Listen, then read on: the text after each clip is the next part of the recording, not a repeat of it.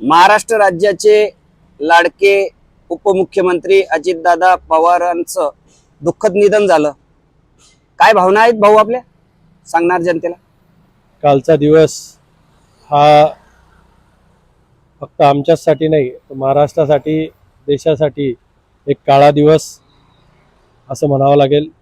कारण या दिवशी आमचे आधारवड, महाराष्ट्राचं कणखर नेतृत्व आणि प्रशासनावर एक जबरदस्त पकड असलेला एक नेता आज काल आपल्यातून निघून गेले।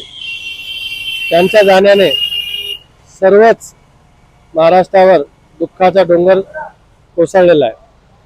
त्यातून सावरण्याची शक्ती ईश्वर सर्वांना देव। त्यांचा कामाचा जो व्याप होता तो सकाळचा, त्यांची सुरुवात सकाळी 6लाच व्हायची, रात्री 10 पर्यंत ते कार्य करायचे आणि त्या कामातून त्यांनी त्यांचं नावलौकिक त्यांनी त्यातून मिळवलं। आमच्यासारख्या कार्यकर्त्यांना मोठं केलं, कार्यकर्त्यांना बळ देण्याचं काम आमच्या या नेत्यांनी आमच्यासाठी केलं होतं। त्यांच्या जाण्यानं सर्वच आमच्या भावना दाटून आल्या। काय बोलावं काय नाही बोलू अशी मोठी विवंचना आमच्या सोबत झालेली आहे। या दुःखद बातमीनं जेव्हा आम्हाला कळाली त्यावेळेस आम्ही सगळे हालून गेलो होतो। कोणती गोष्ट काय बोलावी काय सांगावी कुठलंही काही कळत नव्हतं। यांच्यासोबत ज्या काही कार्य आम्ही केले, ज्या आंदोलनं, ज्या सभा आम्ही यांच्यासोबत दादांसोबत होतो, त्यावेळेस सगळ्या गोष्टी चित्र आमच्या समोरून अशा रेषासारखं वाहत होतं। प्रत्येक आठवणी दादांच्या आमच्यासोबत आजही आहे, उद्याही राहतील। परंतु ज्यांच्यासाठी, ज्यांच्या भरोशावर आम्ही हे सगळं कार्य करायचो, आज तो नेता आमच्यामध्ये नाही आहे, ही कल्पनाही सहन होत नाही।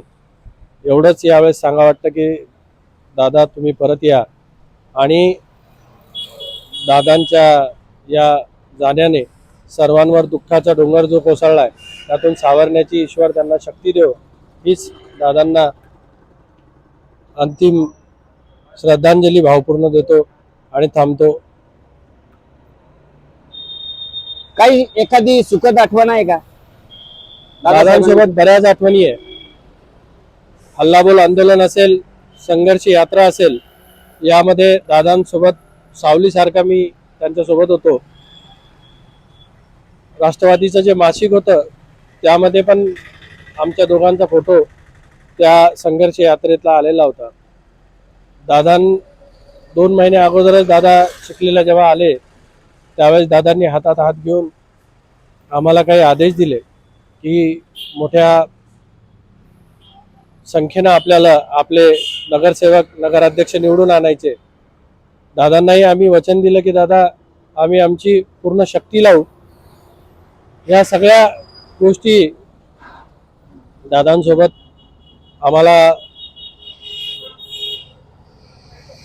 त्या सभेमध्ये सांगता आल्या। दादांचे आदेश आम्हाला जसे होते तसे आम्ही काम केलं आणि एक चांगलं फाईट ज्याला आपण म्हणू ते आम्ही इथे उभी केली।